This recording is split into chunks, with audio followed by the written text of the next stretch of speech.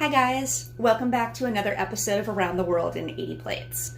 Today we're going to be making an easy and refreshing dessert that requires absolutely no oven and is a great way to beat the heat. Today we're making gelato. Gelato is very similar to traditional ice cream, but as those who have had the pleasure know, gelato has a certain something that makes it stand out from its American cousin. Gelato has a higher proportion of milk and a lower proportion of cream and eggs, and it's churned at a much lower rate. That makes the gelato more dense and silkier, which accounts for that really heavenly mouthfeel that you feel when you take a bite. So if you have eggs, milk, sugar, and cream, you have everything that you need to make the base for just about every flavor of gelato. Since I'm making mine coffee flavored, I will be adding espresso to my base. The only real prep that you need to do is to make sure that your ice cream or gelato machine is ready to go based on your model instructions. Let's get started on our base. To make your base, you're going to start with 3/4 cups sugar, and we're going to add to it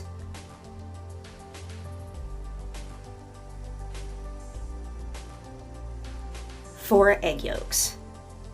We're going to whisk these together until they're creamy and yellow.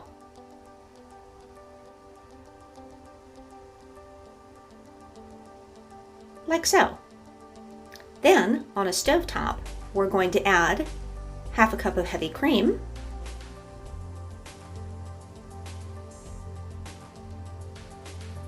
to 2.5 cups of whole milk. We're going to cook this at low to medium heat until we start to see bubbles form around the edges of the pan. We're going to cook this low and slow.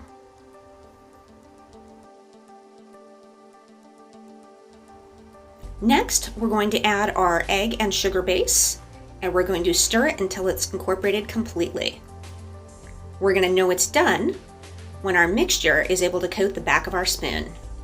This process will take about 5 to 10 minutes, so be patient and stir slowly.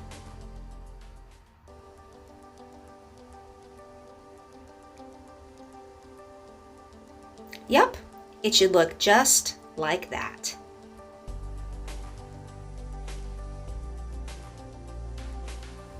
Now to add our espresso. We're going to bring our pot over to our countertop and add 1 shot of espresso to the base. Now we're going to stir it until it's mixed up completely. Just look at that color. Now we are going to put our mixture through a fine mesh sieve to make sure that any whole pieces of egg are completely sifted out so that the mixture is silky and smooth. Just like that.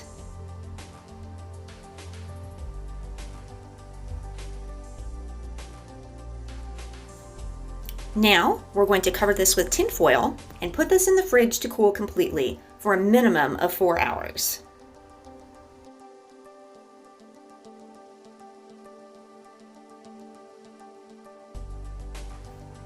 Once your base is cooled completely, a minimum of 4 hours later, go ahead and get your ice cream or gelato machine set up according to your manufacturer's instructions.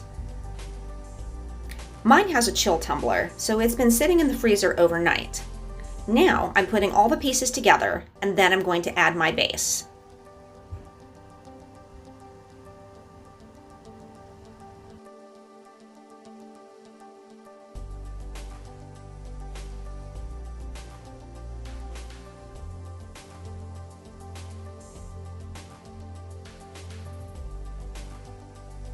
Depending on the kind of ice cream or gelato machine you have, you should let this churn for 20 to 35 minutes until it thickens up like so. Beautiful.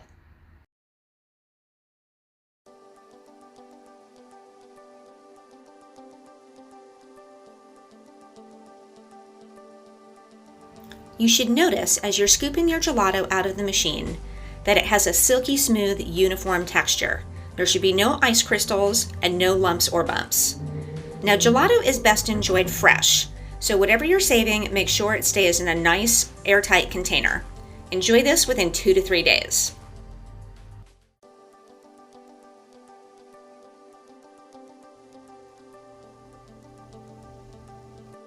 And time time to take a sample taste. I'm very excited. This looks beautiful. And tastes amazing. It's rich, it's dense, it's creamy. The coffee flavor is amazing.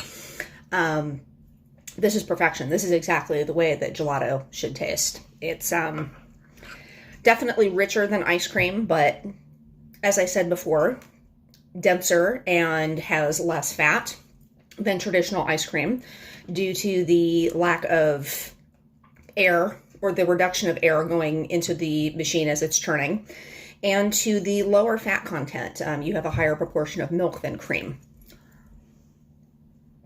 This is amazing. Oh, this is so good. I would definitely make this again. I really hope that you guys enjoyed this installment of Around the World in 80 Plates.